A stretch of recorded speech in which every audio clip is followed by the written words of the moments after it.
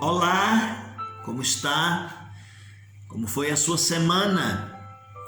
Estamos juntos mais uma vez e vamos estudar a Bíblia, a Palavra de Deus. Antes, eu quero te convidar para uma palavra de oração.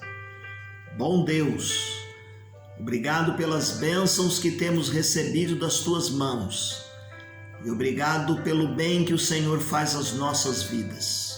Orienta-nos no estudo da tua palavra. É a oração que fazemos no nome de Jesus. Amém. Muito bem, meus queridos, nós estamos agora nos ocupando com o primeiro livro da Bíblia. Eu sempre digo que nós não estudamos aqui versículo por versículo, mas extraímos alguns temas, um ou dois temas de cada livro da Bíblia para podermos estudar a Bíblia toda durante o ano. E nesse tempo nós vamos trabalhar o livro do Gênesis. Quando tudo começou é o nosso tema. Quando tudo começou. Gênesis capítulo 1, verso de número 1 diz o seguinte: no princípio criou Deus o céu e a terra. Esse versículo fica gravado na nossa mente e nós dificilmente esquecemos. E nesta frase do primeiro versículo, ele já traz o nome do livro, Gênesis, que deriva da versão grega do Novo Testamento, chamada Septuaginta, que denominou Gênesis. O significado é começos, início, geração, início, começo ou gerações. E esta é uma tradução correta para a palavra hebraica Bereshit. Eu costumo dizer de todas as aulas de hebraico que eu tive, uma frase ficou gravada na minha mente. O primeiro versículo que nós lemos aqui em português: no princípio criou Deus. Bereshit bara Elohim. Então a expressão Bereshit é a palavra do original hebraico que dá o nome a este livro. Então o título é bem apropriado para o conteúdo do livro. Ele é bem apropriado para o conteúdo do livro, porque aqui nós vamos ver aqui, a partir da origem divina, que todas as coisas passaram a existir. A matéria, a energia, os seres vivos ou inanimados. Significa, meus queridos irmãos, que todas as coisas na história têm aqui o seu começo, a sua origem. O propósito e a ação de Deus vieram a ser conhecidos a partir desse início, a partir deste começo do Bereshit. Indica que Deus criou os céus e a terra como o primeiro ato da criação. É o que diz o versículo: no princípio, no início, criou Deus o céu e a terra. Quem é o autor deste livro? Se tudo começou com o céu, a terra, os animais, os astros, como é que nós vamos entender essa questão da autoria? A tradição judaica cristã, ela é unânime a atribuir a autoria do Gênesis como do Pentateuco, Penta, os 5 primeiros livros da Bíblia, atribuídos a Moisés. Então nós olhamos e vemos aqui que o nome de Moisés, ainda que não apareça no início, mas se você olhar lá no cabeçalho, você vai ver o primeiro livro de Moisés, chamado Gênesis, o segundo livro chamado Êxodo, e cada um deles, então, os 5 primeiros livros vão ser atribuídos a Moisés. Talvez a omissão do nome aqui tenha sido proposital em não aparecer muito no primeiro livro, porque ele foi escrito muitos séculos depois, quando Moisés veio a existir, muito tempo depois. De que maneira esse livro chegou ao conhecimento desse servo de Deus? Ora, o apóstolo Pedro diz lá em 2 Pedro 1, 20 e 21, que nenhuma profecia, nenhum texto foi de particular interpretação, mas todos os textos da Bíblia, da palavra de Deus, foram orientados, dirigidos e ditados através do Espírito Santo. Lembram-se da nossa lição anterior, que falamos a respeito da Bíblia, do seu conteúdo? Então, a Bíblia, a palavra de Deus, os livros sagrados, os escritos sagrados passaram a existir a partir do que Deus disse para que fosse escrito, e Ele o fez, inspirando através do Santo Espírito, aquele que em alguns lugares Ele ditou o que deveria ser escrito, em outros lugares os costumes, os hábitos, tá certo? Chegaram ao conhecimento destes servos de Deus. Como dissemos, este livro ele vai falar, e o seu principal tema do livro é falar sobre o começo, ou os começos, céu e terra, as coisas criadas. Podemos, por exemplo, ver uma aliança que Deus fez de relacionamento com o homem, tá certo? Nós vamos encontrar, por exemplo, Deus chegando diante de Abraão e dizendo que ele seria pai de uma grande nação. Surge ali no capítulo 10, quando Jacó vai ter os seus filhos, mas ele luta antes com o anjo, e ele diz assim: porque você lutou bravamente, agora você não se chamará mais Jacó, mas você vai se chamar Israel. O surgimento deste povo, o Israel de Deus, o povo escolhido de Deus. Nós podemos encontrar, por exemplo, voltando um pouquinho mais atrás, quando Deus faz ali túnicas de peles para Adão e Eva, prefigurando a redenção, o plano de salvação que viria através da morte, do sacrifício de Cristo, o Cordeiro de Deus que tira o pecado do mundo. Entretanto, apesar de nós termos falado tanto que é o livro que fala dos começos, do início, do Bereshit, paira aqui uma pergunta: por que este livro foi escrito? Por que Deus fez o homem? Por que saber a respeito desta criação? Então nós aprendemos que Deus criou todas as coisas no princípio. Nós dissemos que é o livro dos princípios. Mas o importante é nós sabermos também que Deus agiu na criação, porque após o homem ter caído e ter pecado, Deus precisava redimir este povo. Deus precisava trazer esse povo de volta para Ele, reconstituir no homem a imagem e semelhança. Então, quando nós entendemos e aprendemos no livro de Gênesis, nós vemos que o homem, criado por Deus, o homem e a mulher, apesar de terem pecado, deles terem caído e errado, Deus ainda quer que eles exerçam o domínio sobre as coisas que foram criadas. Homem e mulher foram criados. Para quê? Para que exercessem o domínio sobre as coisas que Deus criou para o seu favor. Toda aquela criação que Deus criou ali e viu que era bom, foi preciso que Ele fizesse o homem e a mulher, que eram muito bons, para que eles pudessem administrar estas coisas. Esse era o propósito de Deus. Mas aí surge a desobediência do homem, não é? O pecado entra no mundo e diz-nos a Bíblia que pelo pecado a morte. Então nós temos que entender agora o propósito e a teologia deste livro. O propósito do livro de Gênesis, por que Moisés escreveu este livro?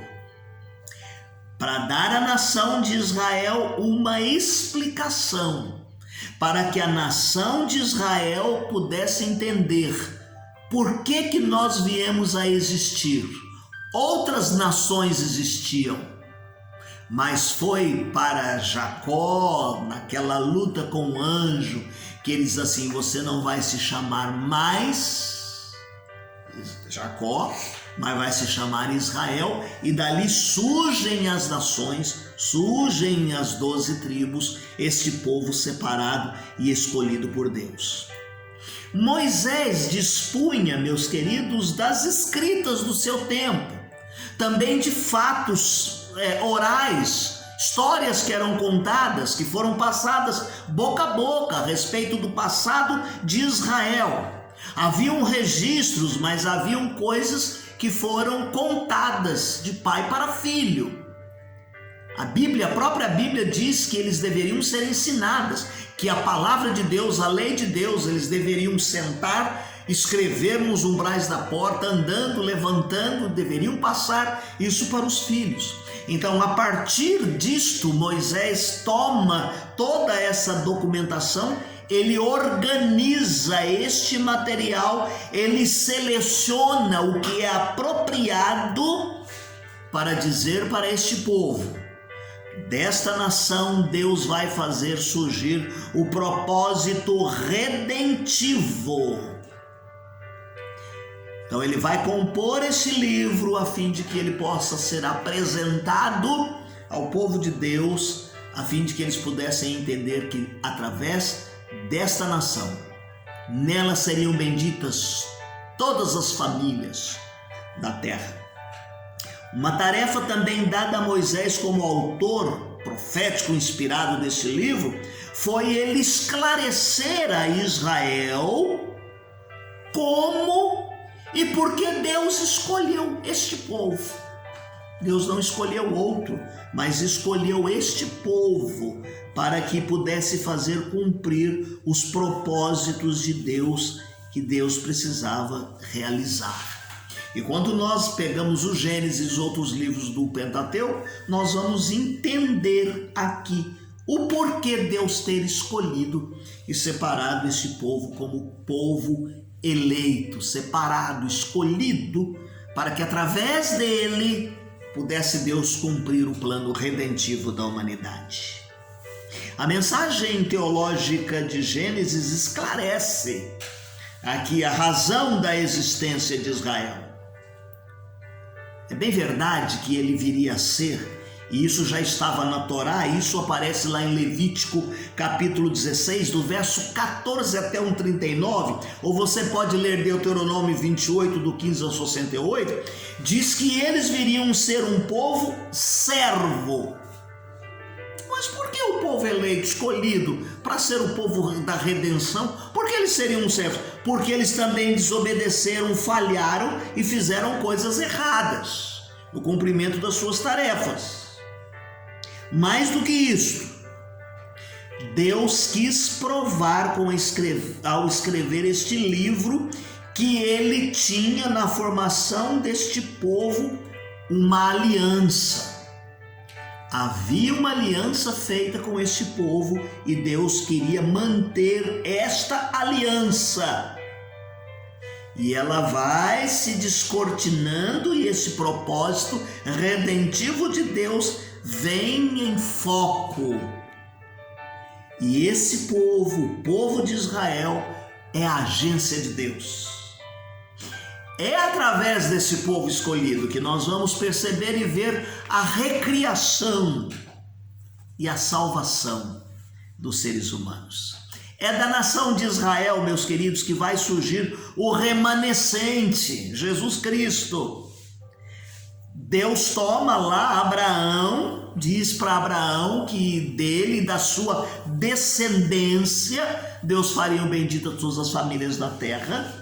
E você pode pegar lá em Mateus, no Evangelho segundo Mateus, capítulo 1, verso de número 1, quando você começa lendo a genealogia de Jesus, você vai perceber que Abraão é o primeiro nome que aparece para cumprir a genealogia de Jesus.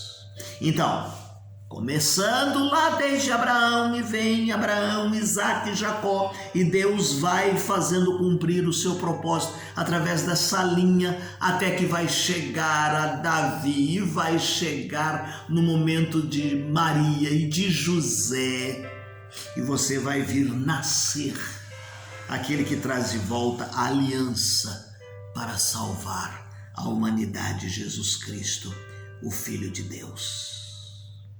A teologia de Gênesis tem esse propósito, vai entrelaçar esse propósito do reino de Deus, propósito de revelar ao homem a glória de Deus por intermédio da criação, vai revelar ao homem, o homem que vai cuidar de todas essas coisas e administrar. E a partir deste homem, ainda que ele tenha caído no pecado e desobedecido a Deus, Deus continua e elege um povo, uma nação, para trazer a redenção e a salvação dos seres humanos, de nós todos. Então, é aprender de Gênesis muito mais do que a criação do mundo, a criação do homem, a existência de Abraão, de Isaque e de Jacó, mas entendemos por que através deste povo Deus vai fazer chegar a nós o Evangelho de Jesus Cristo. Um pouquinho da estrutura do livro e já vamos parar. Nós poderíamos ver aqui do capítulo 1 ao capítulo 11 a glória e a decadência dentro da estrutura, que poderíamos subdividir: o objetivo da criação de Deus, o domínio, a bênção e o relacionamento, o pecado e suas consequências e a graça salvadora de Deus. Aí já estamos no capítulo 3 até o capítulo de número 11, o verso de número 32. Mas poderíamos subdividir esta parte como: primeiro, capítulo 3 de 1 a 6, a tentação; capítulo 3 de 7 a 19, a condenação; capítulo 3 de 20 a 24, a salvação; capítulo 4 de 1 a 16, as consequências do pecado. Aí entra no capítulo 4 até o capítulo 5, 32, a bênção do domínio e a maldição do pecado. Capítulo 6 até o capítulo de número 9, nós vemos a libertação por meio da graça de Deus e da obediência de Noé, a história de Noé, da arca e da sua família. Capítulo 10, a reafirmação da bênção de Deus. E no capítulo 11, de 1 até o 32, a confusão de Babel.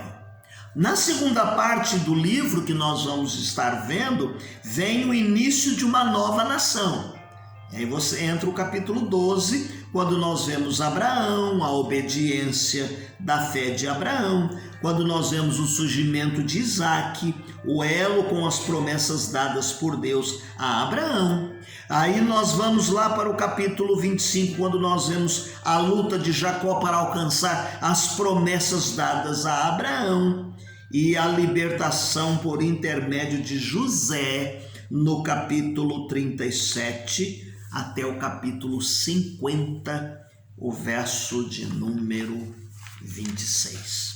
Hoje nós paramos por aqui, ok? Nosso próximo encontro nós vamos falar um pouco a respeito do conteúdo resumido de Gênesis, porque aí não dá para a gente, numa lição ou duas, percorrer todos os capítulos do livro de Gênesis, ok?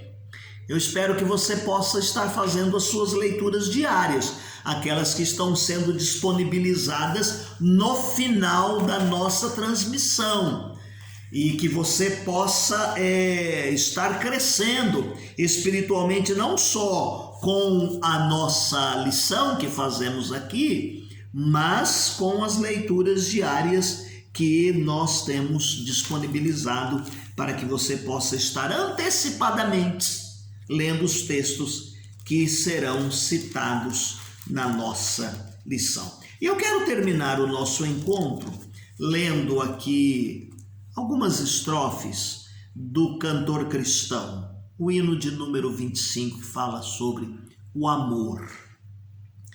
Que grande amor, excelso amor, que Cristo nos mostrou. Para se tornar o Salvador, a vida não negou.